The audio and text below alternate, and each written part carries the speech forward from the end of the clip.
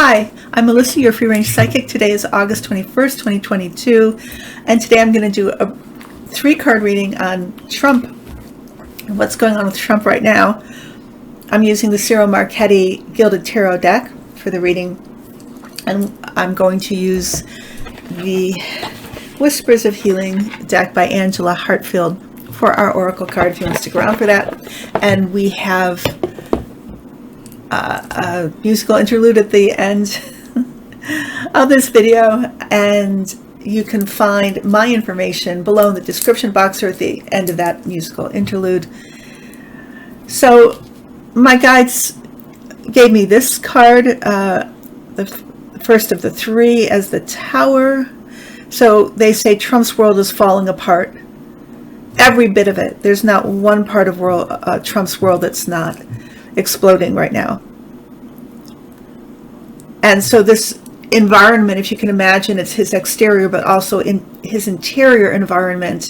And anybody in his personal life is going to experience this. He's a trapped wild animal, and there's nothing he can do to make this stop. But he thinks that if nothing else works, this is his go-to, which is the 5 of Swords. So this is the guerrilla energy. The more he is feeling that he is losing his power and losing his ability to manipulate and to buy his way through the situation, which is getting harder and harder, because as much as he's grifting, and they said something like after the documents were taken from Mara Lago that he raised $1 million a day, it's just, it doesn't really matter, because as soon as it comes in, it goes out. And of course he doesn't give any of it to anybody but himself. Fully entitled to that money, whether it's being raised, he feels fully entitled, whether it's being raised for his run in 2024 or alleged, well, I don't think he's going to run in 2024, but that's ostensibly what he's raising it for the persecution that he's experiencing, which is how he portrays it to his base. All he can do really is beat his chest and puff up his chest and act as if he's more powerful, he's more stronger than all the other gorillas, and that there's the possibility or the threat of violence towards any of the people who are coming after him. And it doesn't care who it is. It can be Merrick Garland, it can be President Biden himself, it can be anybody who he feels is a threat or danger to him. He's throwing it all back. That's what he's got. And he's got base behind him who will, he feels anyway, follow him to their deaths and sacrifice their lives for him. So he's amping up that rhetoric because he thinks that's how he's going to get through. The outcome is justice. Justice is going to win. It doesn't matter how hard he beats his chest here. It really doesn't, because he's got less and less support. People are throwing their support to DeSantis. That's already behind the scenes in the works. Rupert Murdoch made that pretty clear. And Trump's very much aware of that. He's so angry. He, of course, I think I said this in another video, he's going to, as much as he can, try to bring DeSantis down with him. There's no way he's going to let DeSantis take his place. But justice is coming for him, and there are enormous consequences to the criminal acts that he has or has been responsible for.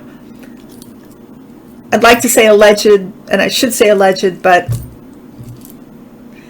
it's pretty clear that being caught with those classified documents, for one thing, there's just no excuse for that. It's just, trust the librarians, because if nobody else gets them, they will, of the National Archives. but also in New York, and it's just going to keep on coming for him, and he cannot escape at this point. How desperate do you have to be to bury your first wife at your golf cemetery, allegedly for tax breaks? Although I heard somebody say that you have to have more than one person buried on your property. I also suspect, as you know, I think that there are documents and other things buried with Ivana. It doesn't make sense that she had her ashes buried with like a heavy gold casket with 10 pallbearers. So if I was the FBI, I'd be there. I would have already dug up whatever was there in the dark of night, reburied it with like totally false documents that you can trace to see where they end up. I think that would be a good idea for the FBI to do that. Just come on in, turn off all the security cameras, get your crew there, who probably nobody really knows what anybody else is doing or why. And then just instead of uncovering the documents and taking them and saying you've taken them, you bury like replicas, but they're actually false, or they have some tracing mechanism on them. Oh, that would be such a good idea. I hope they're going to do that. So yeah, but justice is here for Trump, and Trump will not escape justice. So I know that in the past people have asked, and I've also wondered, is Trump going to go to prison? Like, is he going to be in Rikers? I've asked this over and over again to my guides recently. What I have thought of the potentiality of, because he's an ex-president and because he's a security risk and they can't really have him in prison, maybe being I'm not sure how that phrase is, but where you have to stay at home, kind of like Michael Cohen, but you can't leave. Like he would be in Mara Lago or Bedminster, and he would have some kind of ankle bracelet, but he wouldn't be able to leave. That would be his prison. I guess Mara Lago is a pretty horrible place. So, and it's not even his home. Maybe it would be Bedminster that they would put him in. But that's where my mind goes if I think of him being in prison. It wouldn't be in an actual prison. I think that's the case because as a president or ex-president, it's too much of a risk for our country. But possibly that, home confinement. That's it. That's what I was missing. But I'm not sure. There's still potential that he could have a heart attack or something while this is all going on. I'm sure this is causing him a huge amount of stress. And he doesn't trust anybody, right?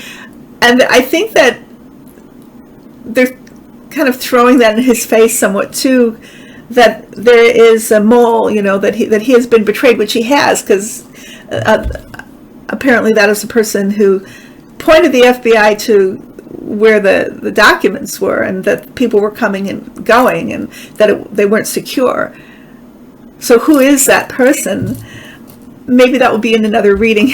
But he doesn't trust anybody. It could be anybody, because he has no friends, or even if he had one loyal person, he wouldn't trust them either. Because narcissists, they don't trust anybody, and they always think that everything's transactional and everybody has their own agenda. So even Melania or Ivanka or Don Jr., Eric, his own family, Barron, could have turned on him in his own mind, and that is torturing him, just so you know it. And it's driving away people who normally would be there for him. And he deserves that torture.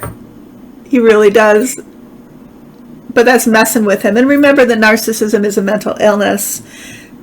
So, over the last 4 or 5 years or longer, people have said, you can't really diagnose somebody unless you have there's a psychologist or psychiatrist and they're professionally doing it. But hey, I think that it's pretty clear. And on the other hand, thousands of psychologists and psychiatrists have come out and said he's a narcissist. He's an obvious narcissist. Obviously, he's a malignant narcissist. I mean, come on. So yeah, but justice is going to pin him down, and there's no escape. There is no escape for this man. So that is my update on Donald Trump. We'll watch it play out. Remember that the media is just going to try to muddy things with both. It's called whataboutism, well, this side's true, that side's got its own argument, let's look at both of them. There is really none of that here, so be careful with that if you get sucked into that. Okay? The Oracle card that we have today is acceptance. Trying to find a place where you can see this beautiful card without the light shining on it. Yeah, that's it. Acceptance. Though not easy, it is important to start accepting how you feel. Pain, illness, discomfort, work, stress, miscommunication, and poor timing are all part of life. Accepting how you feel right now is the first step towards healing.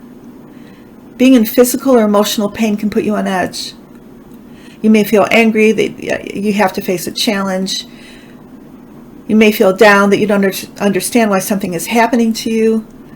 Accepting what is going on may help you identify the root cause of your disappointment. You can then explore your options and determine your preferred outcome. Accepting a situation does not mean agreeing with it, but it can help you come to a sense of peace. Consider your beliefs concerning a higher source of power.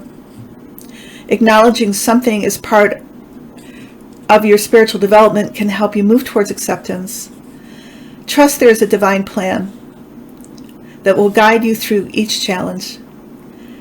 Remembering your spiritual beliefs and reinforcing them will help you through each challenge. Reinforcing your spiritual beliefs will enable you to turn your problems over to the universe. Once you let go, the move into acceptance will happen with ease.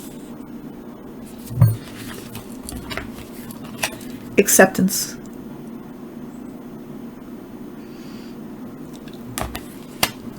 Well, saying that, again, I always remind people I am available for personal readings. I was on a little bit of a break, but I'm back now, just so you know. I do past life readings, anything in the present, including past and present and future. I am a medium, and I love to introduce you to your guardian angels. Please take care. I love you guys, and I will see you next week. Okay? Bye-bye.